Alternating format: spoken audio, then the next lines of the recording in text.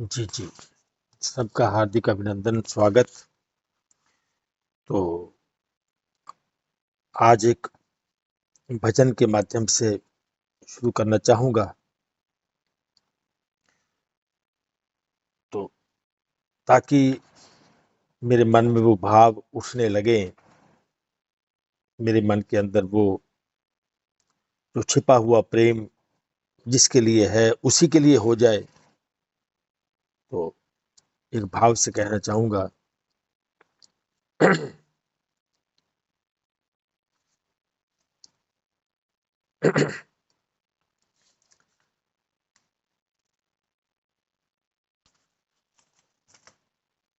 जब से प्रभु ये जीवन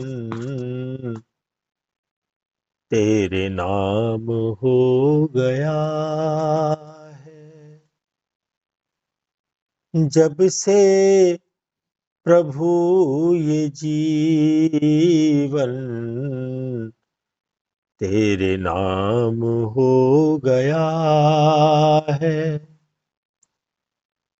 मंजिल मेरी तभी से, मंजिल मेरी तभी से भगवान हो गया है, जब से प्रभु ये जीवन तेरे नाम हो गया है। जब से हुआ है दर्शन मैं दीवाना हो गया हूँ, जब से हुआ है दर्शन मैं दीवाना हो गया हूँ। जग वाले कहते पागल इंसान हो गया है, जब से प्रभु ये जीवन तेरे नाम हो गया है। मंजिल मेरी तभी से, मंजिल मेरी तभी से तेरा धाम हो गया है, जब से प्रभु ये जीवन तेरे नाम हो गया है। मेरी आरज़ू भी तू है, मेरी जुस्तजू भी तू है, मेरी आरज़ू भी तू है, मेरी जुस्तजू भी तू है। तेरा ज्ञान ही मेरी अब पहचान हो गया है, जब से प्रभु ये जीवन तेरे नाम हो गया है। मंजिल मेरी तभी से, मंजिल मेरी तभी से तेरा धाम हो गया है, जब से प्रभु ये जीवन तेरे नाम हो गया है। नहीं जानता था कोई इस जीव को जगत में, नहीं जानता था कोई इस जीव को जगत में जब से जुड़ा हूं तुमसे, मेरा नाम हो गया है। जब से प्रभु ये जीवन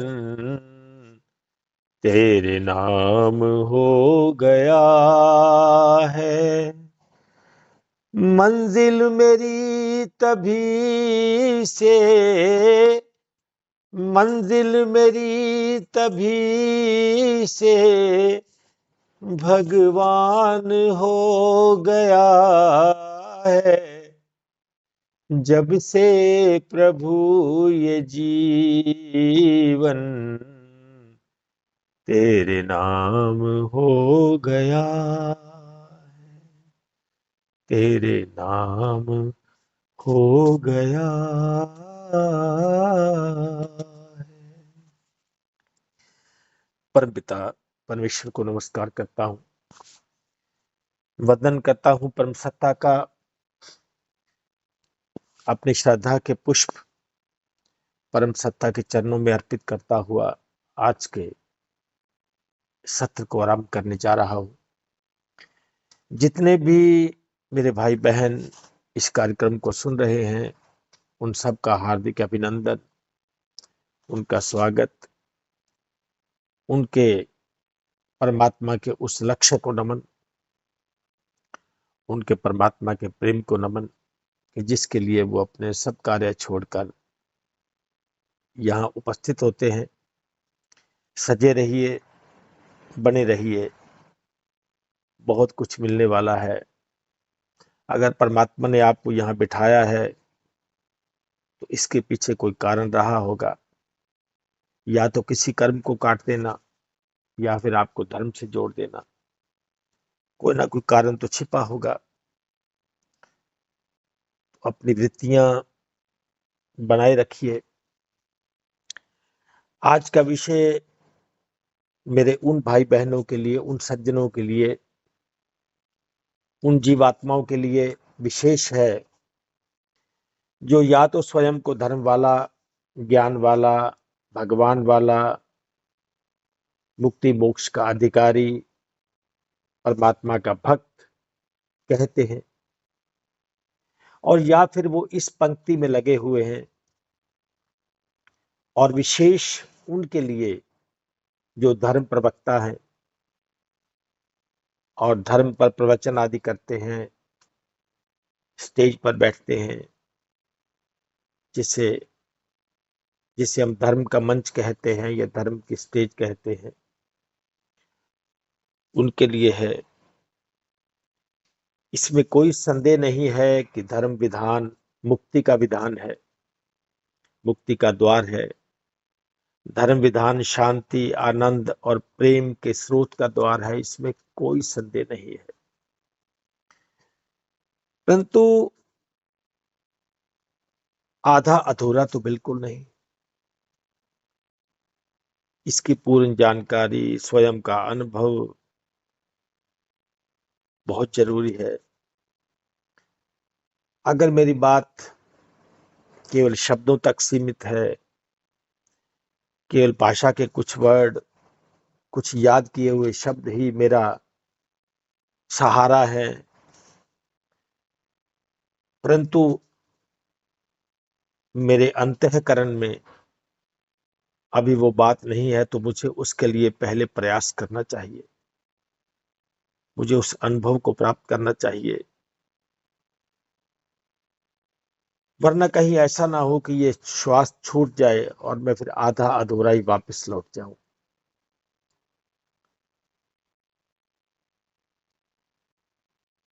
इस बात में कोई संदेह नहीं है कि हम बरसों बरसों से गुरुओं की शरण में हैं, सत्संगों में जा रहे हैं, तो हमारे अंदर एक ऐसी कशिश उठती है, ऐसी पुकार उठती है। परंतु जब लाखों जन्मों से जीव में ये जो माया में रचा बसा है, लाखों जन्मों से माया में रह रहा है, माया का अभ्यास है, अपने आप को तन मानता है,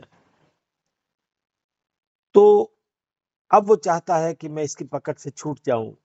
उसके अंदर वैराग्य उठा, उसके अंदर ये भाव उठा कि मुझे अब परमात्मा का होना है। बस अब यहाँ कुछ नहीं है, यहाँ सब दुख ही दुख है, सब यातनाएं हैं। अब उसके अंदर एक ऐसा भाव जगने लगता है कि नहीं, मुझे तो बस सब परमात्मा का ही होना है। तब माया भी उसे झिंझोड़ कर ये आश्वस्त कर लेना चाहती है कि क्या इसका भाव सच्चा है, क्या ये जीव सचमुच मुक्ति और मोक्ष का चाहवान है, क्या ये जीव सचमुच परमात्मा को चाहने लगा है, कहीं इसकी कोई सांसारिक जरूरत, इसकी कोई इच्छा कामना तो आड़े नहीं आ गई। इसके कारण ये सब सोच रहा है। किसी ने कह दिया हो कि जब आप परमात्मा ही मांग लोगे तो सब कुछ अपने आप मिलने लगेगा। जब आप धर्म में प्रवेश कर जाओगे तो ये संसार की कामनाएं तो आपके पीछे पीछे दौड़ने लगेंगी। हो सकता है ऐसी बातों को सुनकर, ऐसी बातों से प्रभावित होकर तो ये ऐसा सोच रहा हो। तो माया उसे इस बात के लिए अपने आप को आश्वस्त कर लेना चाहती है कि क्या ये जीव सचमुच उस भाव वाला है। तब माया के पास एक ही तरीका होता है, एक ही तरकीब होती है उसकी जांच करना कि इसके मन का असली भाव क्या है, इसके अंतःकरण में वो सत्य क्या है। क्या ये केवल अपने अहम के कारण भगवान से जुड़ना चाहता है, अपने आप को भक्त दर्शाना चाहता है, या भक्त होना चाहता है। इसके अंतःकरण में संसार है या परमात्मा, ये संसार का भक्त है या फिर सत्ता का भक्त है। अगर उसका परमात्मा के प्रति प्रेम संसार के कारण है तो तब वो उसके मन में कैसे विचार प्रेषित करेगी, क्योंकि इसमें तो कोई संदेह नहीं है कि हर मन में विचार उसको दिए जा रहे हैं। आप कभी अकेले बैठना और फिर अपने आप पर ध्यान देना कि आपका मन आपको बैठने नहीं देना चाहता, वो आपको काम में लगाए रखना चाहता है। ये कर लो, वो कर लो, अभी आप बैठ गए हो तो उसका क्या होगा, उसका नुकसान हो जाएगा, उधर जाना था तो अभी समय है, अभी जा सकते हो, उसके बाद तो फलां काम पड़ा है, फलां काम पड़ा है।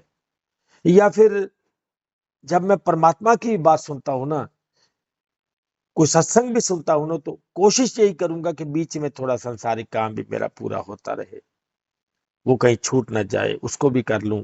चलो ये तो कान से सुनना है ना, ये कान से सुनना है तो हाथ से वो काम तो किए जा सकते हैं। और महापुरुषों ने ऐसा कहा भी है कि नामा कहे त्रिलोचना, मुखते राम संभाल, हाथ पैर ते काम कर, चित्त निरंजन दाल। महापुरुषों ने ऐसा कहा भी है कि काम तो हाथ पैर से करना है ना, तो अंतःकरण तो परमात्मा से जुड़ा है। परंतु वो कभी ये नहीं सोचता कि ये बात किसने कही, ये बात किसने कही, क्या जानने के बाद कही या जानने से पहले कही, जान कर कही या जानते हुए कही।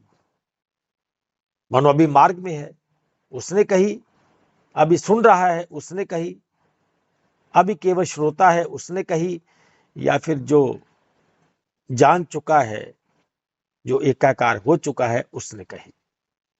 अब उसका तो जैसे श्री कृष्ण जी ने अध्याय 5 में अर्जुन को एक बड़ी सुंदर बात कही,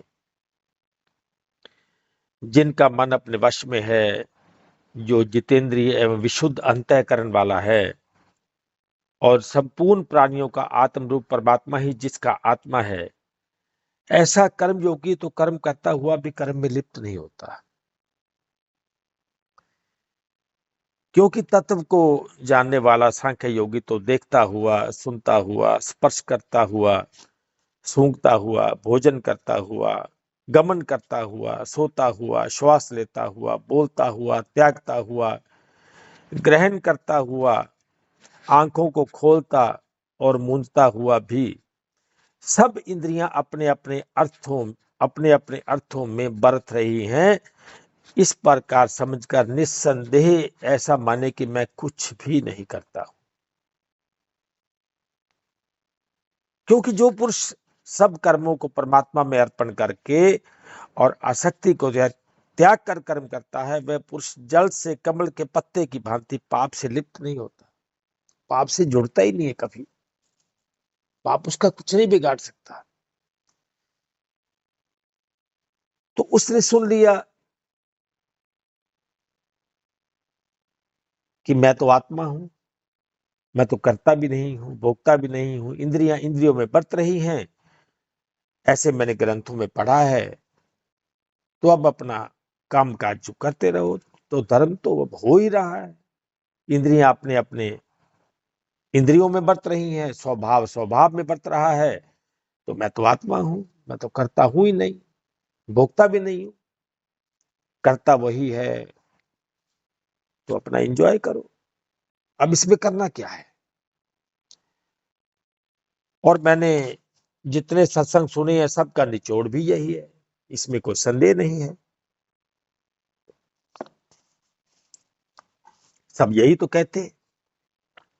अब यहां भी बहुत आते हैं, ग्रुप में भी, आप अपने आप को भगवान मानो, भगवान मान लो बस, फिर आप कुछ भी करो, बस अपने आप को भगवान मान लो।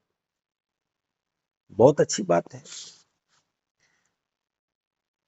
पर भगवान मान ले, क्या ये भगवान मानने का विषय है? भगवान मानने का विषय तो है नहीं। अगर इतनी बात से ही कोई अपने आप को भगवान मान ले, तो हमारे इतने धर्म ग्रंथ, ये भक्ति, ये भाव, ये वैराग्य, ये किस काम का?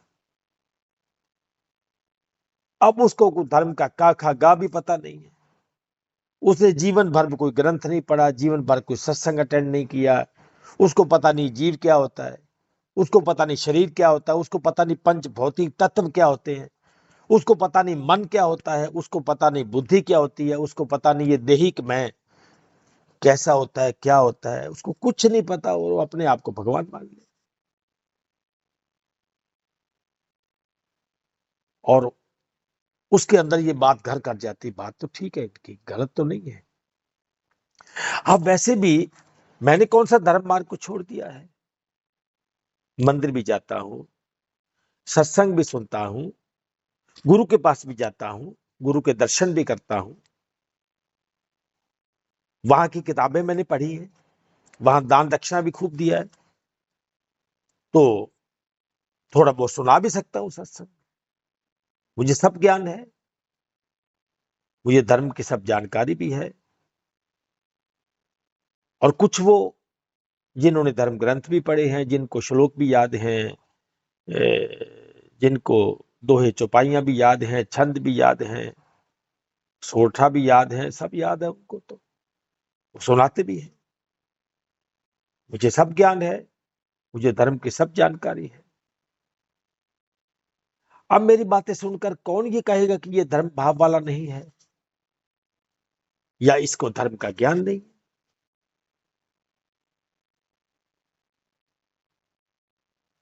तो जब वो ऐसा सोचता है, तो सच में वो अंदर से अभी भगवान वाला नहीं है, वो संसार वाला है। संसार वाला है, परंतु स्वयं को घोषित ये करता है कि मैं भगवान वाला हूं। घोषणा उसकी यही है, और इसी घोषणा के कारण उसकी पहचान समाज में वैसी हो गई है।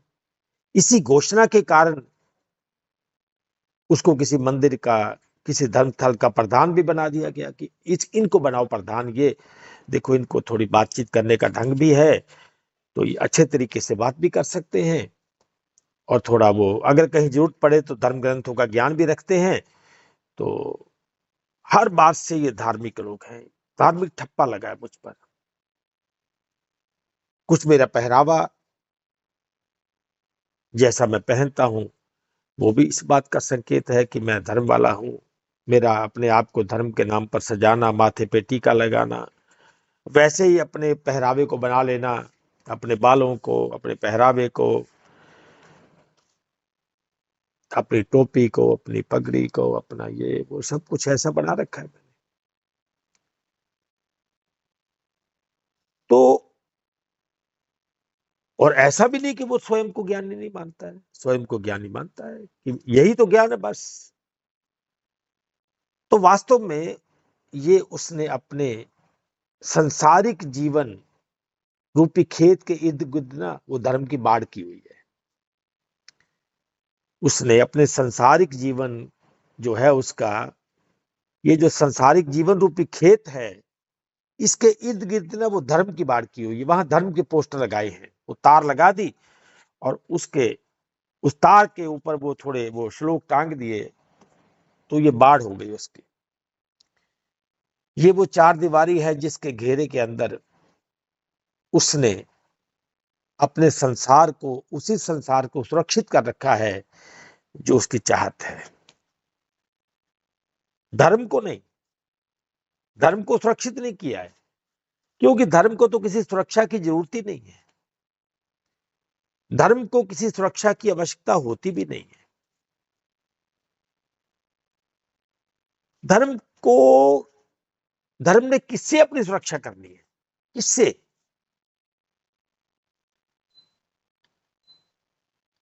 किससे करेगा सुरक्षा अपनी? हमने हाँ सुना है हमने कि धर्म खतरे में है, सब इकट्ठे हो जाओ, धर्म खतरे में है, और होते भी है। पता नहीं हमें ये किसने समझाया कि ऐसा बोल दो कि धर्म खतरे में है। संप्रदाय खतरे में हो सकता है, कोई फिरका खतरे में हो सकता है, व्यक्ति खतरे में हो सकता है, स्थान खतरे में हो सकता है, वस्तु खतरे में हो सकती है। ये धर्म खतरे में है। धर्म जो मुक्ति का विधान देने वाला है, मुक्ति तक ले जाने वाला है, अगर वही खतरे में हो जाएगा तो फिर हमारा तो बनेगा ही क्या? भगवान तो फिर बड़ा कमजोर हो जाएगा। अब जब ऐसा बोलता है तो लोग उसकी बात को सुनकर इकट्ठा भी होते हैं कि देखो जी हमारे वो, उन्होंने कहा है, तो उसकी बात को मानकर इकट्ठा भी होते हैं। तो ऐसा व्यक्ति अब कहीं भी बैठेगा, किसी से बात करेगा, तो वहां धर्म ग्रंथों के श्लोक कोट करेगा,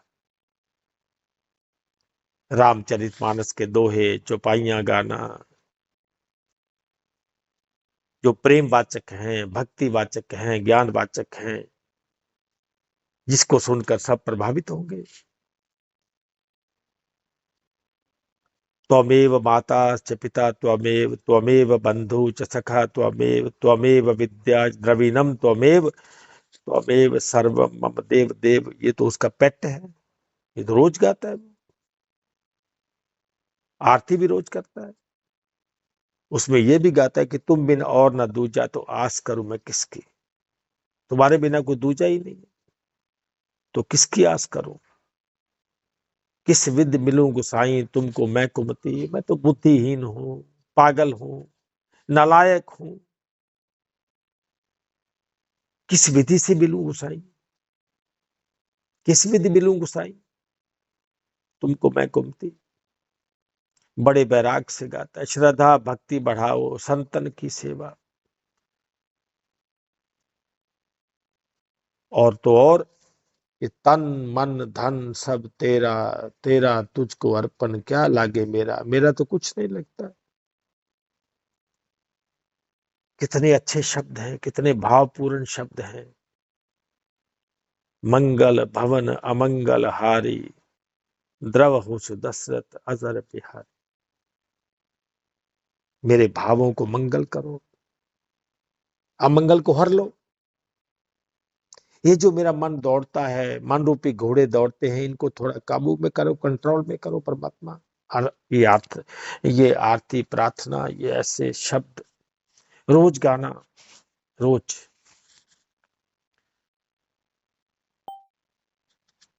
और फिर मेरे गाने में वो रस भी है, मेरी गायकी में रस भी है, तो लोग आकर्षित भी होते हैं इसको सुनकर। भले इन शब्दों से मेरे मन का, मेरी बुद्धि का, मेरे चित्त अहम का कोई लेना देना भी ना हो, ये तो मेरा रूटीन है, रूटीन, मेरी दिनचर्या, मेरा नित्य नेम। इसके बिना तो मैं जल भी ग्रहण नहीं करता हूं, इसके बिना तो मैं खाना नहीं खाता हूं, सप्ताह में एक बार मैं व्रत भी करता हूं।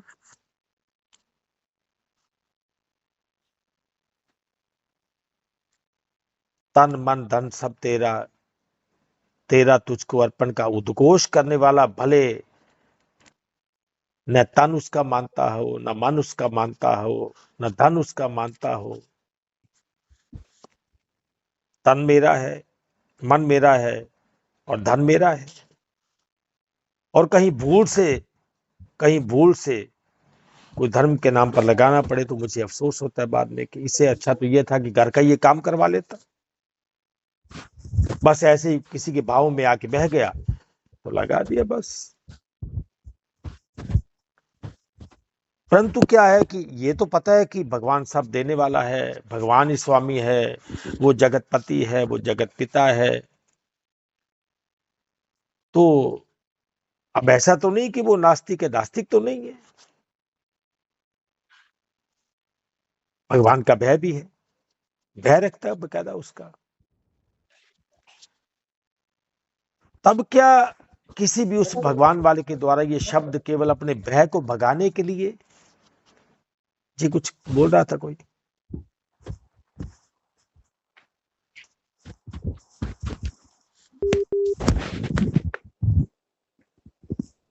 किसी का माइक खुला है तो प्लीज माइक बंद कर ले ताकि दूसरे लोग ना डिस्टर्ब हो रहे हैं।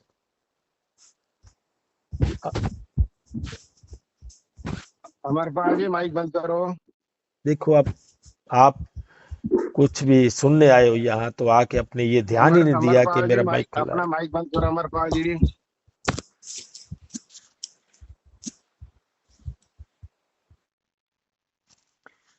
तो तब क्या किसी भी उस भगवान वाले के द्वारा, किसी भक्त के द्वारा, किसी शिष्य के द्वारा,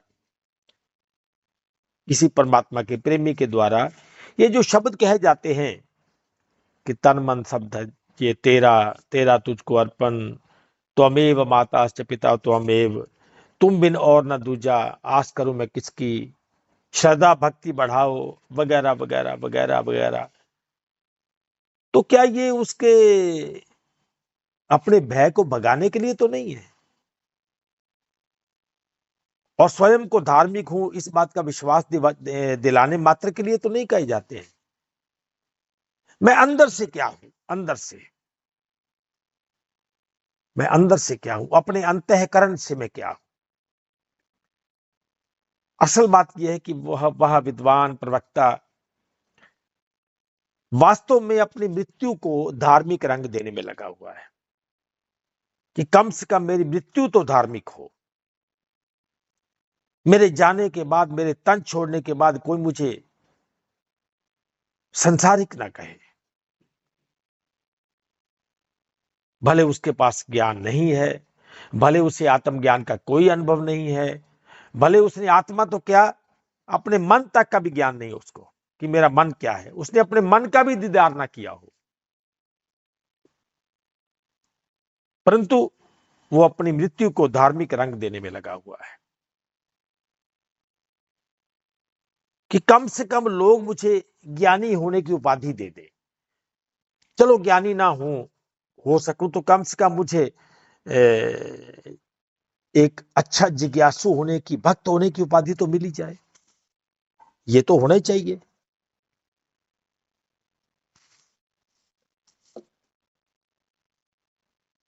जबकि वास्तविकता यह है कि वो परमात्मा में नहीं संसार में विलय होना चाहता है। संसार ही उसकी चाहत है, संसार ही उसकी मंजिल है, संसार ही उसका प्रेम है। मानो संसार उसकी ड्यूटी है, ड्यूटी, ड्यूटी, कर्तव्य, निष्ठा। मैं अपनी ड्यूटी निष्ठा से करता हूं, मैं अपनी ड्यूटी ईमानदारी से करता हूं। ये आपने बहुत बार सुना होगा। मैं कोई रिश्वत नहीं लेता हूं, अपनी ड्यूटी ईमानदारी से करता हूं, मेरी अपनी ड्यूटी के प्रति निष्ठा है। तो अगर वो अपने आप से ये पूछ ले कहीं कि अगर मेरी ड्यूटी के प्रति मेरी इतनी निष्ठा है, मेरी अपने कर्म के प्रति इतनी निष्ठा है, मेरी अपनी ईमानदारी के प्रति इतनी निष्ठा है, तो मेरी अपने लिए, अपने अंतःकरण के लिए कितनी निष्ठा है? क्योंकि मुझे मानवता तो केवल उसके लिए मिला था, परमात्मा के लिए, इसके लिए तो मिला ही नहीं था। कोई भी ज्ञान आपका पूरा जीवन चाहता है। अगर आप कर्म में हो तो उसके लिए भी पूरा जीवन चाहिए। उसमें अगर आपने अपने ही कर्म में कोई उपलब्धि को प्राप्त करना है, किसी सम्मान को प्राप्त करना है, किसी शील्ड को प्राप्त करना है, आपने गोल्ड मेडलिस्ट होना है, वो आपका पूरा जीवन चाहता है। भले कर्म का जीवन हो और भले धर्म का जीवन हो। क्योंकि मेरे अंतःकरण में जो प्रेम है उसका आधार क्या है? मेरे भावों की आशा और उम्मीद किस आधार पर टिकी है? इसमें कोई संदेह नहीं है कि ज्ञानवान प्रवक्ता के सत्संग के बाद, प्रवचनों के बाद, उपदेश के बाद उसके अंदर वैराग्य जागता है। जागेगा वो, उसके शब्दों का प्रभाव रहेगा। अगर कोई अपने अनुभव से बोलता है, अपने प्रेम से बोलता है, अपने वैराग्य से बोलता है, तो जो थोड़ा बहुत भी जिज्ञासु है तो उसके अंदर वो भाव उमड़ेंगे। आपने देखा होगा ग्रुप में कि उनका बस चले तो अभी उसको रोककर अपने उमड़ते हुए विचारों को अभी व्यक्त करना चाहता है। वो उसके प्रेम का झरना फूटने को तैयार है। वो चाहता है कब ये रुके और मैं अपनी बात कहूं। उसे समझ आने लगती है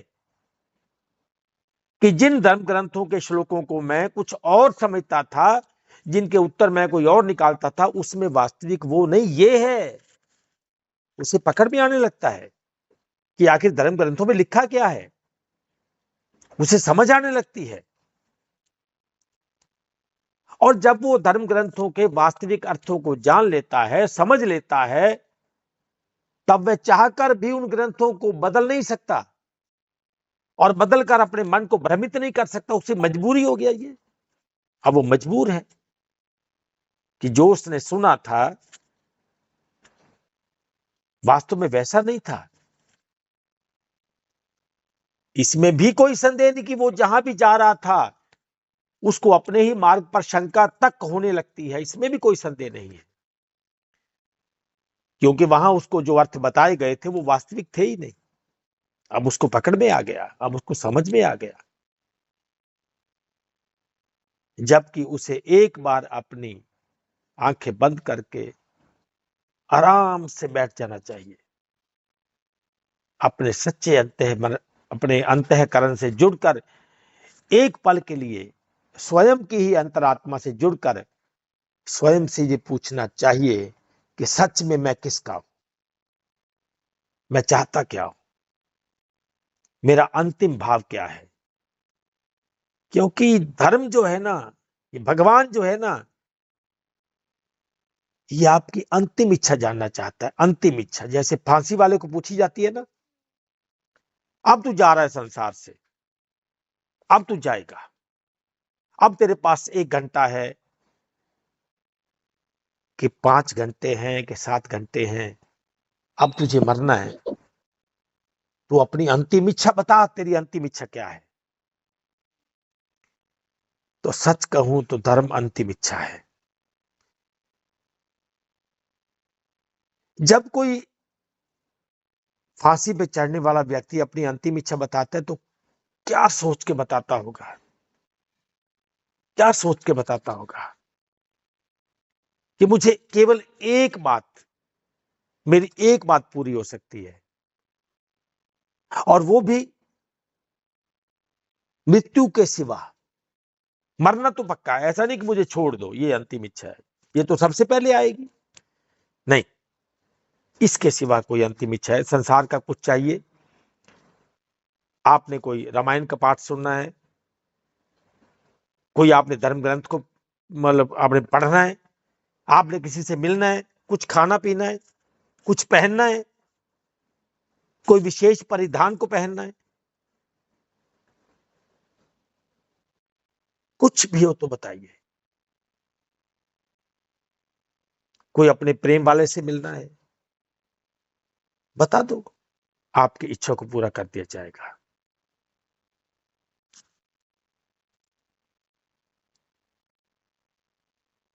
तो उसे अपने अंतःकरण से, उसे ये समझे कि बस मुझे जाना है संसार से, अब मौत का क्या भरोसा है, कभी भी जा सकता है कोई, कि सच में मैं किसका हूं, सच में मेरी चाहत क्या है, मैं चाहता क्या हूं। क्या परमात्मा से बड़ा, क्या स्वयं की शांति और अनंत से बड़ा भी कुछ हो सकता है? क्या आत्मज्ञान से बड़ा अनंत शांति, प्रेम और उल्लास भी कोई हो सकता है? और क्या संसार से बड़ा दुख, तनाव और यातना का भंडार भी और कोई हो सकता है?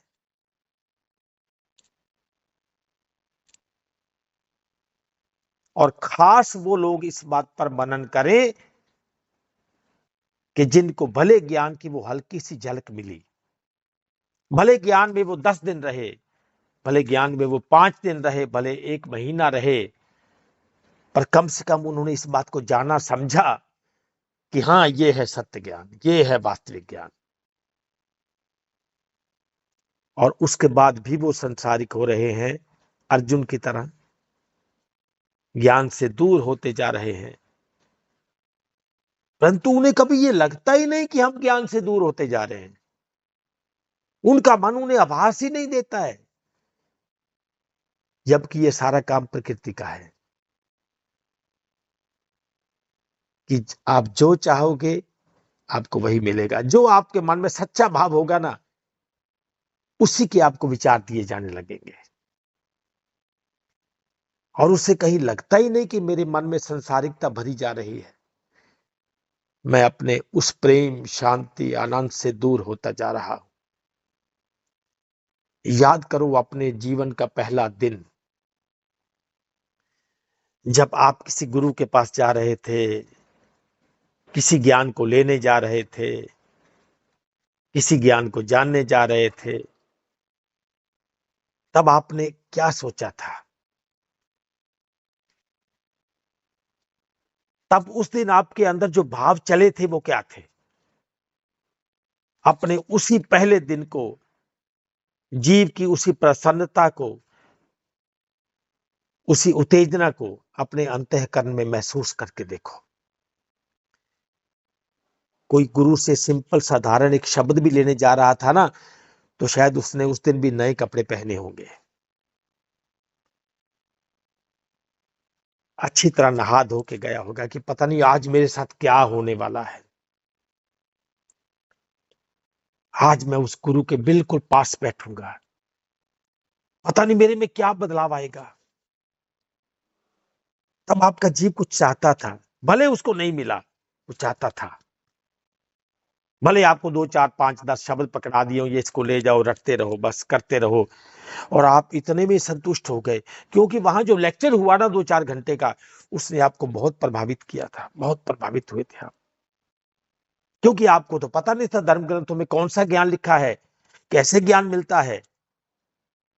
आप तो वेश और भेख, इन दो से प्रभावित थे।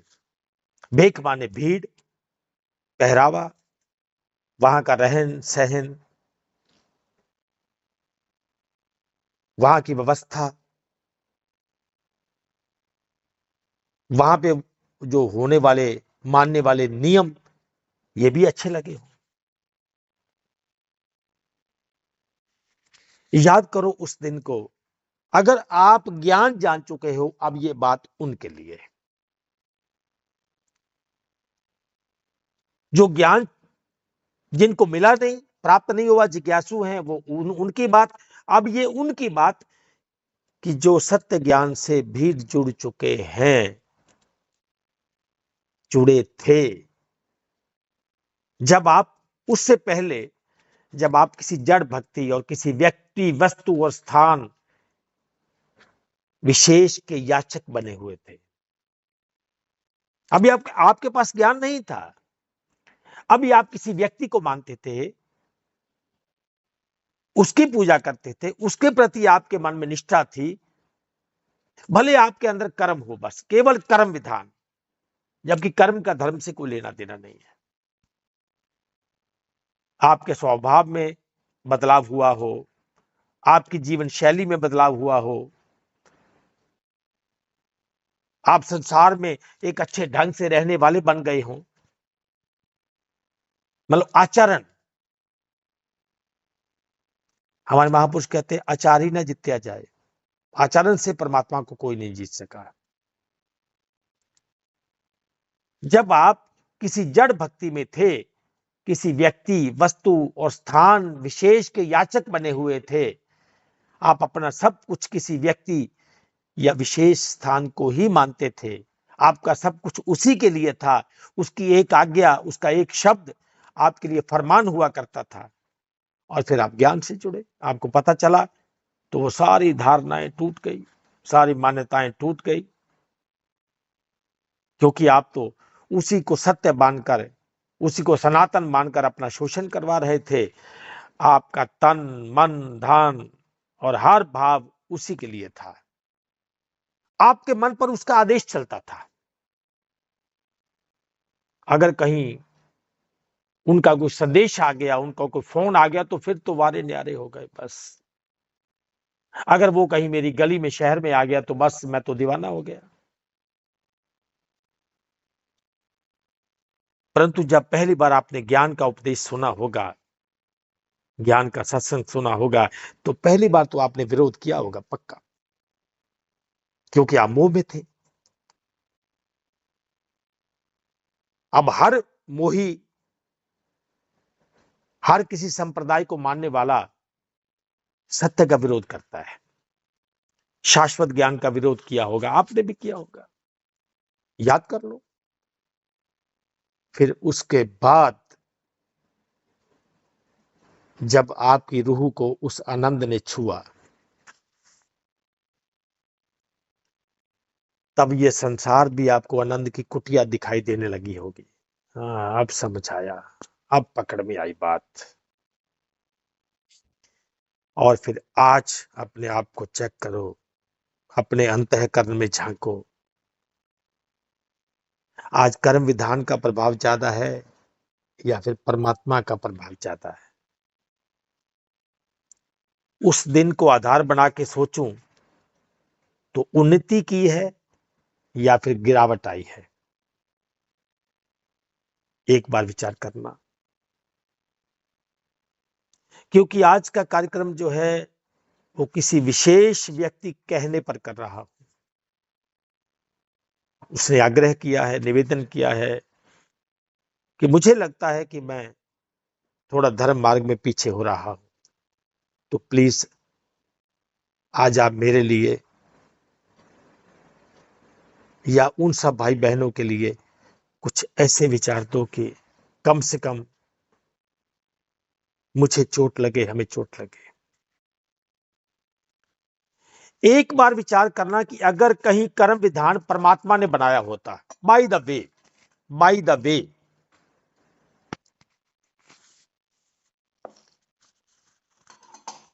अगर कहीं कर्म विधान परमात्मा ने बनाया होता, तो क्या क्या भगवान मुक्ति का दाता होता या फिर कर्म का दाता, संसारिक सुखों का दाता, संसारिक उपलब्धियों का दाता होता? तो क्या सत्संग, भक्ति, मुक्ति, मोक्ष और गुरु आदि का विधान होता? होता होता तो किस काम का होता? मान लो आप दुकानदार हैं, नौकरी वाले हैं, किसान हैं, डॉक्टर हैं, इंजीनियर हैं, प्रोफेसर हैं, अध्यापक हैं, कुछ भी हैं, जो भी आप करते हैं, प्रोफेशनल हैं या बिजनेसमैन हैं। अब किसी मजबूरी के कारण, किसी आपकी पारिवारिक मजबूरी के कारण, किसी रोग के कारण, किसी दुख के कारण, किसी शोक के कारण आपको अपनी दुकान 10 दिन के लिए बंद रखनी पड़े। मान लो मैं भक्ति वाला हूं तो ऐसा सोचो, 15 दिन के लिए आपको अपनी नौकरी से छुट्टी लेनी पड़े बिना वेतन, वेतन नहीं मिलेगा। आप किसान हो तो आपकी फसल पक चुकी है, बाढ़ आ गई, आंधी आ गई और आपकी आधी फसल खराब हो गई या 1/4 खराब हो गई, तो कैसा लगेगा? अच्छा लगेगा या फिर बुरा लगेगा?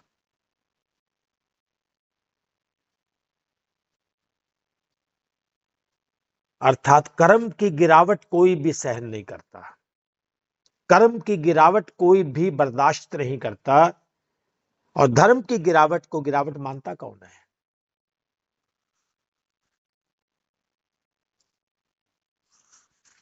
श्रीमद् भगवत गीता के अध्याय 5 के श्लोक 14 और 15 में अगर चलें तो ना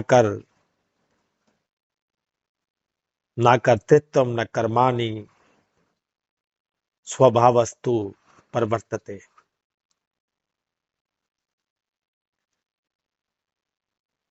अर्थात परमात्मा किसी के कर्तापन की, कर्म की और कर्म फल की रचना ही नहीं करते हैं। बोले ये नहीं, ये मैंने किया ही नहीं है। हाँ, हम दोष परमात्मा को देते हैं, परमात्मा ने मेरे साथ ऐसा किया, परमात्मा ने मेरे साथ ऐसा किया, जबकि वो बोले नहीं नहीं, ये मेरा काम नहीं है। मैं कर्म की, कर्म फल के और इसके कर्तापन की, कर्म की और कर्म फल के, इसकी रचना ही नहीं की मैंने। स्वभाव बरत रहा है, स्वभाव, सबका स्वभाव ही बरत रहा है। और ये इतनी गहरी बात है कि 10 बार सुनने के बाद भी पकड़ में नहीं आती है, 10 बार सुनने के बाद भी पकड़ में नहीं आती है। सबका स्वभाव ही बरत रहा है और हम स्वभाव को ही अपना मैं मान लेते हैं। फिर कहूंगा कि सबका स्वभाव ही बरत रहा है, परंतु हम स्वभाव को ही अपना मैं मान लेते हैं। तो हमारा या आपका आंतरिक भाव क्या है? किसके प्रेम में है? किसके प्रेम में है? हर व्यक्ति, वस्तु और स्थान अपने अपने गुण में स्थित रहता है। हर व्यक्ति, वस्तु और हर स्थान, मतलब हर व्यक्ति, हर वस्तु और हर स्थान अपने गुण के स्वभाव में स्थित रहता है। इसको समझना पड़ेगा।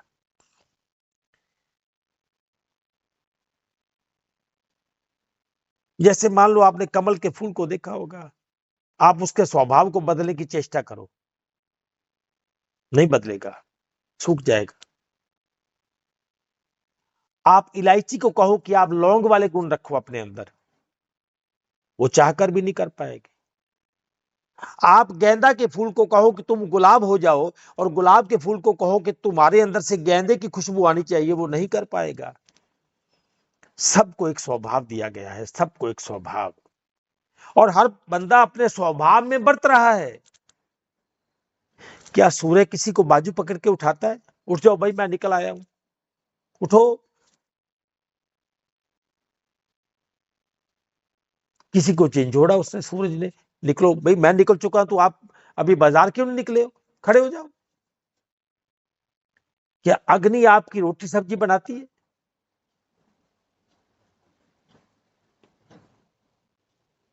ना। क्या जल आपकी प्यास को बुझाता है? सोचिए। आप कहोगे हाँ, मैं कहूंगा ना। अग्नि के स्वभाव के कारण हम उसका लाभ लेते हैं, जल के स्वभाव के कारण, जल का स्वभाव क्या है उसका लाभ लेते हैं हम।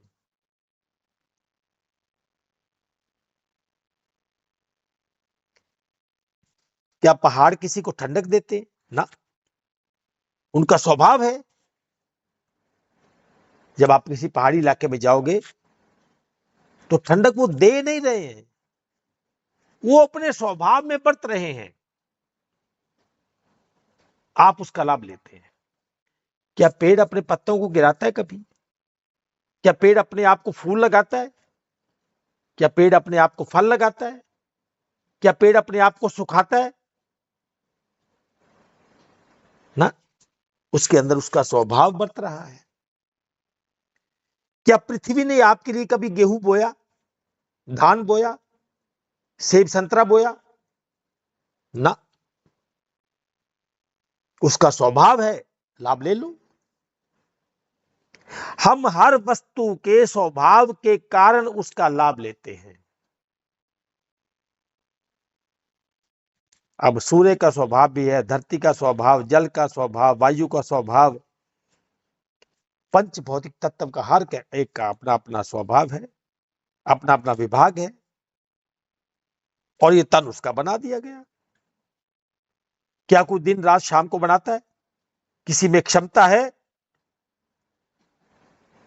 कोई कहे नहीं जी मैं तो अवतार हूं, मैं तो भगवान हूं। भगवान ही तो हूं मैं, ये बना देगा? ना,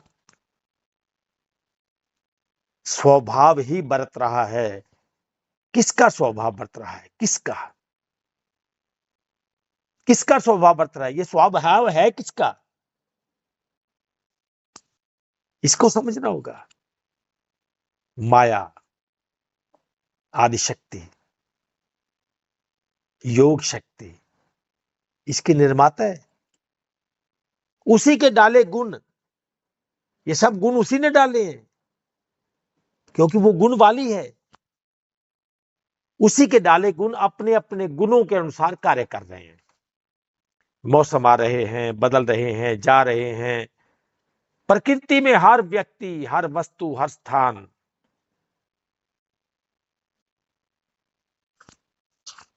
अब इसमें व्यक्ति को थोड़ा सा दो धारी करना पड़ेगा, क्योंकि व्यक्ति को एक विशेष गुण और भी दिया गया है कि वो चाहे तो चेंज कर सकता है अपने स्वभाव।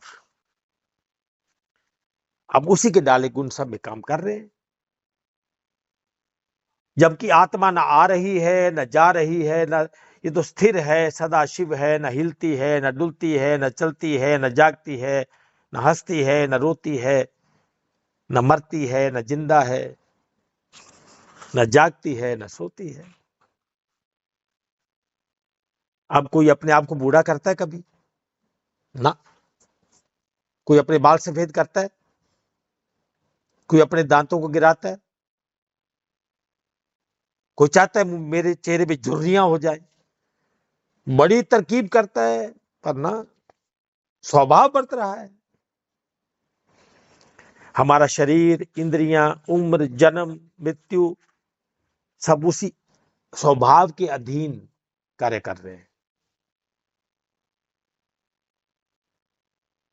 एक है जो स्वभाव के दायरे से बाहर है, और वो मैं हूं। मैं, जबकि इसका असलीपन भी है, इसका नकलीपन भी है, स्वभाव वाला भी है और बिना स्वभाव वाला भी है। मुझे किसकी ओर जाना है?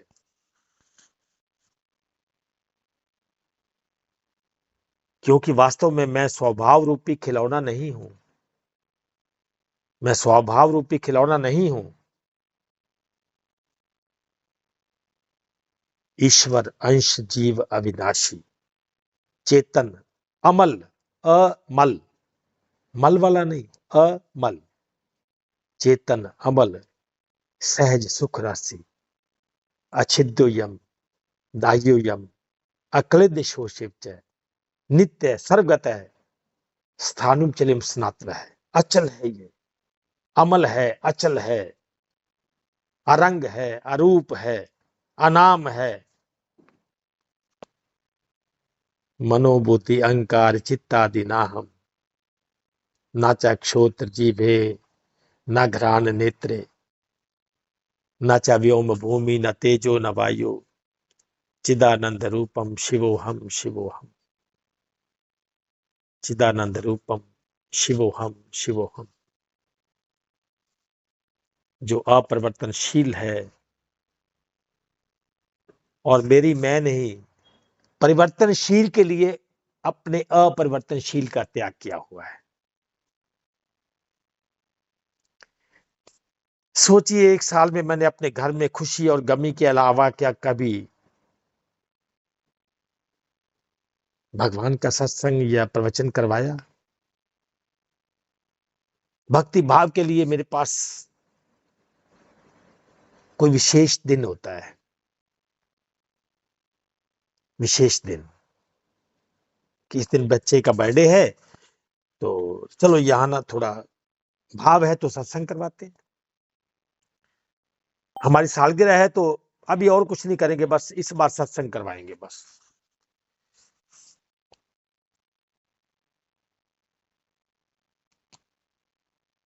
अनेक फंक्शन है, अनेक फंक्शन।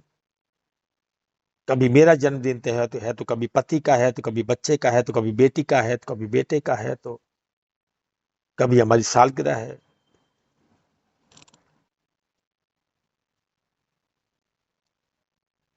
और हम सोचते हैं कि मैं तो संसार को बता के जाऊंगा, मुझे संसार को उपदेश करना है कि ये जीवन क्यों मिला है।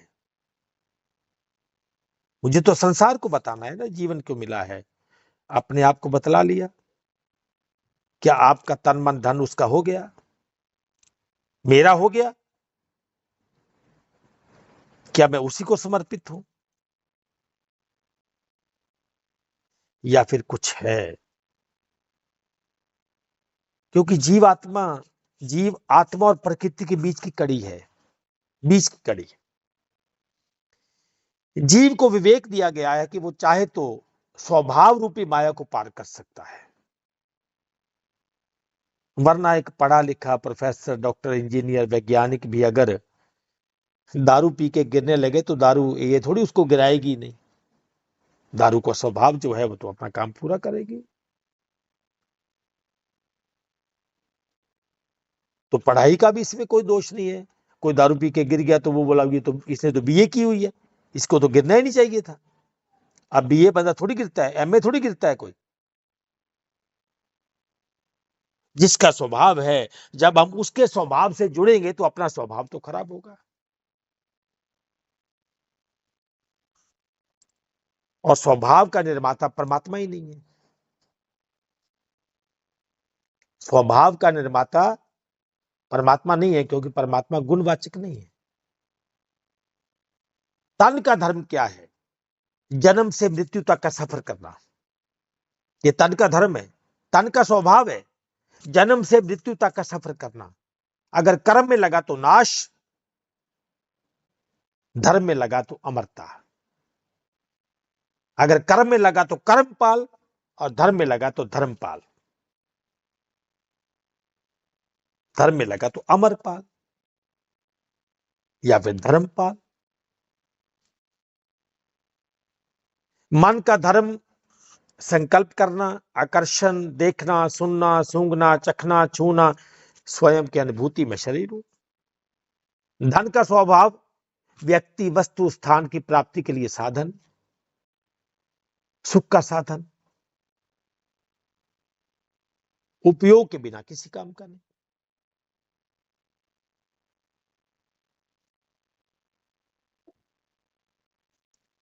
अब इसके 3 रूप हैं धन के। पहला काम है धर्म में लगना, दूसरा भोग में, तीसरा रोग में। लगेगा तो जरूर, ये बना ही इसलिए है। धन के 3 रूप हैं। पहला है धर्म, तो इसके साथ अर्थ जोड़ो तो बनेगा धर्मार्थ। धर्मार्थ हो गया। अगर भोग में है तो स्वार्थ, और रोग में है तो फिर तो पूरा ही लगा देंगे। चलो जी बस इसको अब लगा दो, क्योंकि अब इसको जाना है। तो जितना इसके वो था ना, अब इसको पूरा इस पे लगा दो। डॉक्टर ने बोला अब इसका जी 10 लाख लगेगा। बोला जल्दी जमा कराओ, फटाफट जमा करा दो, बस शायद बच जाए। कब तक?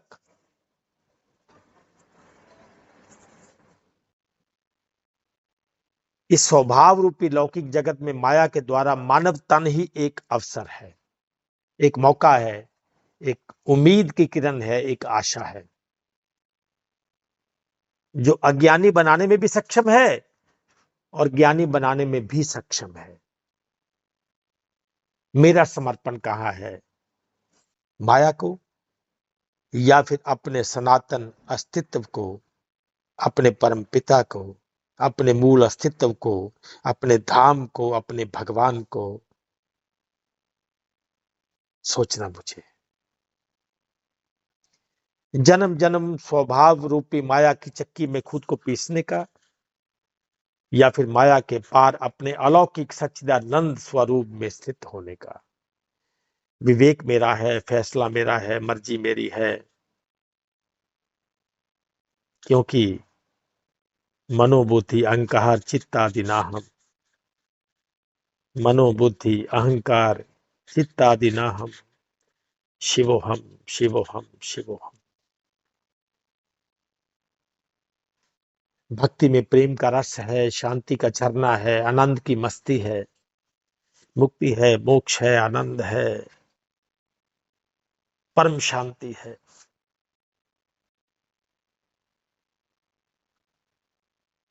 और संसार में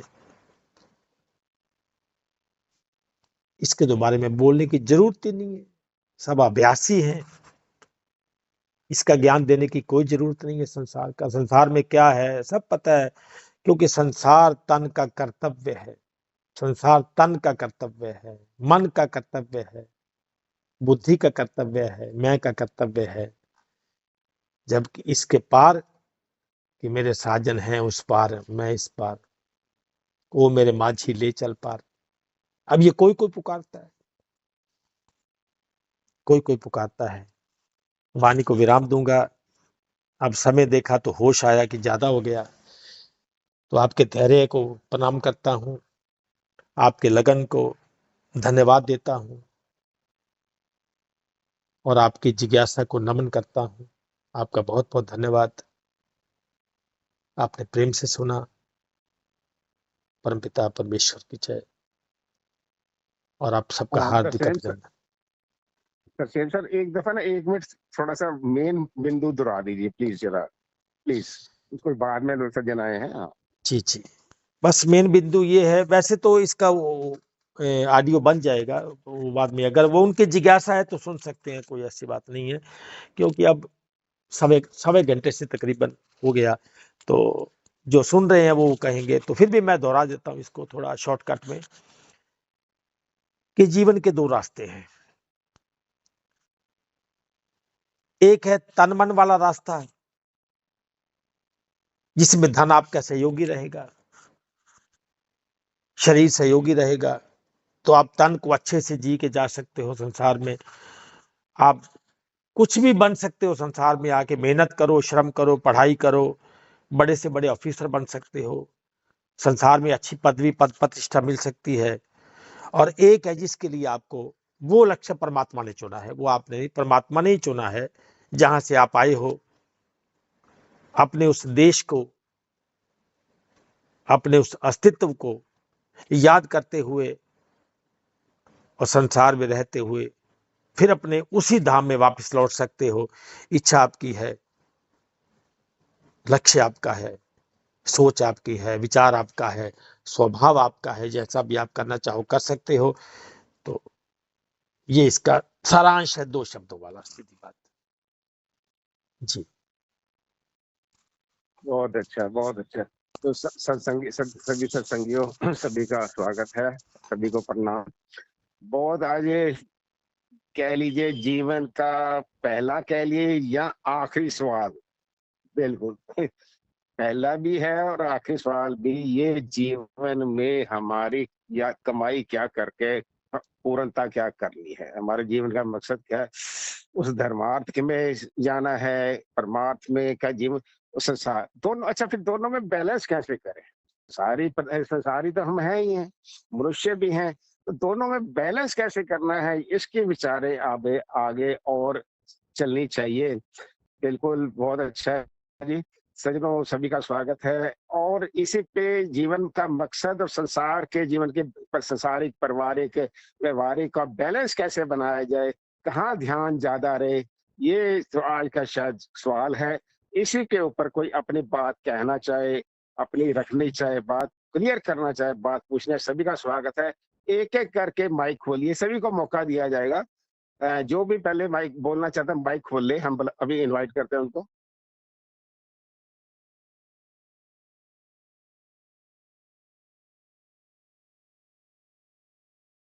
हाँ, चलो अभी किसी का माइक नहीं खुला, तो बाकी फिर भी चलो दोबारा कह देते हैं, किसी का कोई मन में ख्याल, कुछ बात कहना चाहता है, छोटी बहुत या बहुत, इस समय तो आप माइक खोल सकते हैं अपना।